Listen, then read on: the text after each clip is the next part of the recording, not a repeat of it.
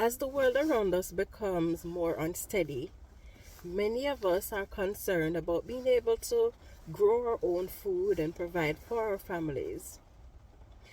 And so we may be faced with several options how we can get this done.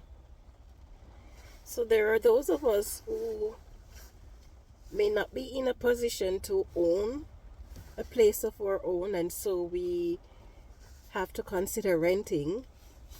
Or there are those of us who already own our properties, but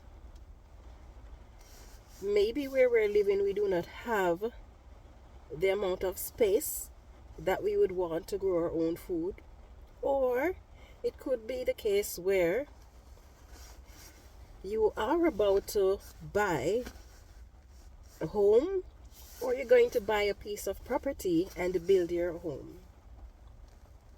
So I'm going to be addressing some of these categories and some of the things that you need to be aware of before you actually rent or before you actually make a purchase. But before we get into that, I'm going to share with you a brief story of my experience. For those of you who have been following me for a number of years or even a year, you know that where I was living, I had my own property and I had 1,000 square feet garden. I recently moved to a different province where I'm temporarily renting. It's a nice sized property, 1 acre lot. Most of it is lawn area, so there is no signs of garden being here before. And so my plan was to build a greenhouse that I can grow in, because the area that I'm living in is very rainy. The temperature in the summer is around 15 degrees Celsius. Occasionally it might go up to 20s, lower 20s, but the average is around 15 degrees Celsius. And the plan was to build a greenhouse that I could grow in, but I would build a small greenhouse because, as I mentioned, it is rented property, and if you make anything over 100 square foot, then chances are the landowner would have to pay property tax, more property tax. So I would build a 100 square foot garden and then grow the plants that require heat inside there, and then have my regular garden. Now, another reason why gardens in this region needs to be enclosed is because of animals. There are lots of deers, and the deers are very tame. They will walk right up beside you. So because of deers and those types of animals, then you have to have an enclosed garden. I requested permission from the landlord to build a temporary greenhouse, but that got rejected on the basis of the fact that it is a waterfront property and they don't want anything else on the structure. Now, this is just one aspect that you need to look out for if you're going to be renting.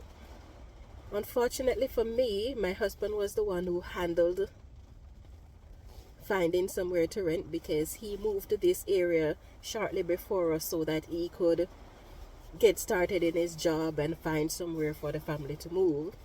So I wasn't the one who did it. Therefore, the things that are of concern to me are not necessarily of a concern to him. Therefore, these were not addressed when he was signing the contract for the rent. So if you're renting, it is very important that you know in advance. If you know you're someone who wants to be gardening, you may want to build a greenhouse, or especially if you don't see that property already have a garden, it is important that you talk to your potential landlord, find out what is allowed. So whatever plan it is you have for the property, it doesn't matter whether it is a garden, whether it is a greenhouse, whether it is that you want to run your business from your home, it is important that you talk to the landlord first to find out what is allowed and what is not allowed. That way you don't sign a contract and then find out that what you had in mind, you cannot get that done. And this is especially so when it comes to renting, because then you can't just make a decision without getting permission, right? Now the same thing is true when it comes to buying a home, or you're going to buy a piece of property that you're going to build on. There are many bylaws, and it depends on where you are actually living. So you might be living in a city or in a rural area, but different section within that same community may have different laws as to what you can or what you cannot do.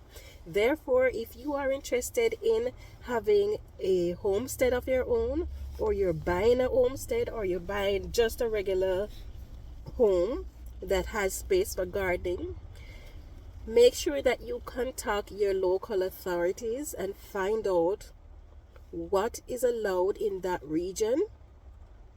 So when you're going to do that, first have in mind what it is that you intend to do on that property.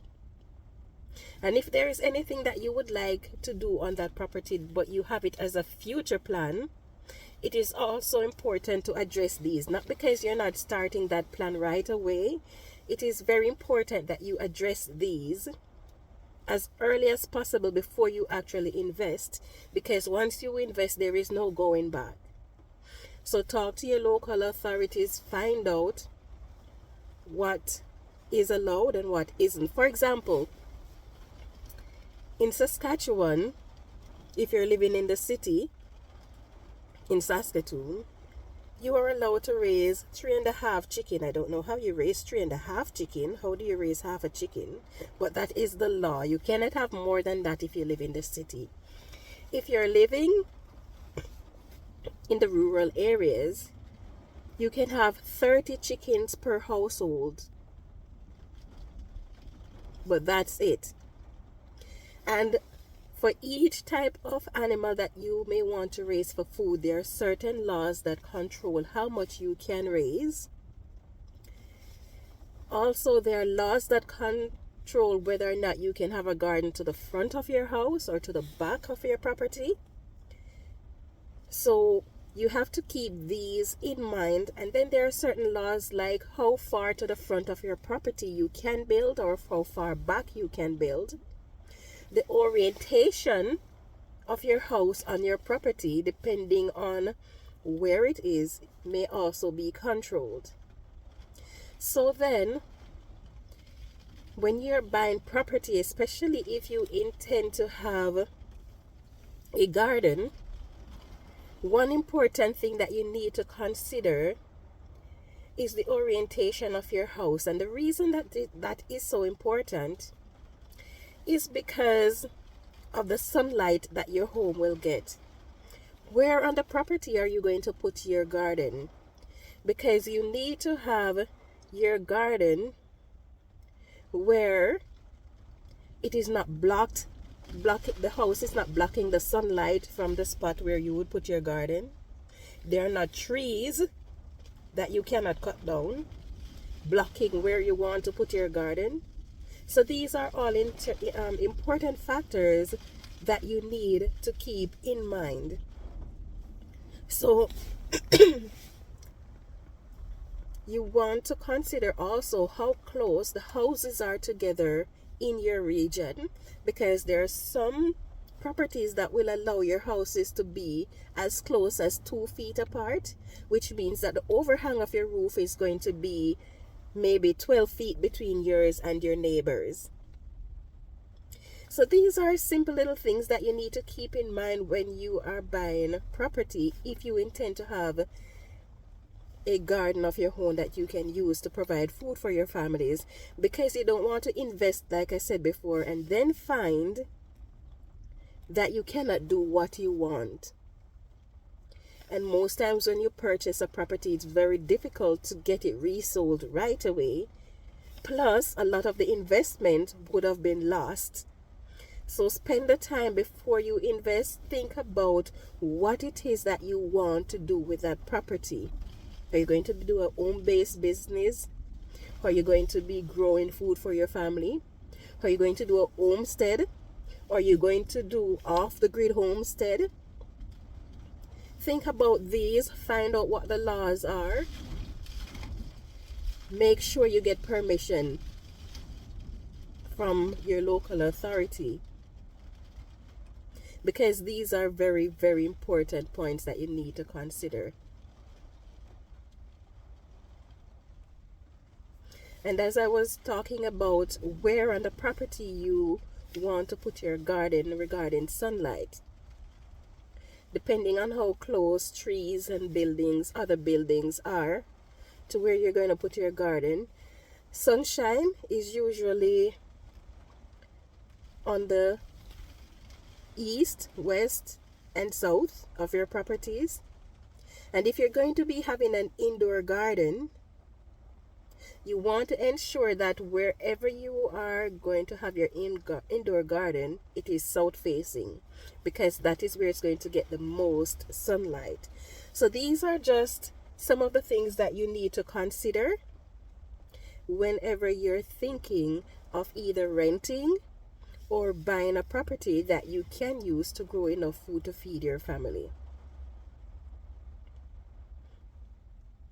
Another thing too, if you are planning to use your basement to grow food, it is best to put your garden on the south side of the property and make sure, or in the direction where you get the most sunshine, and make sure that you build enough windows large enough where you can get adequate sunlight. That way you can reduce the need for grow lights.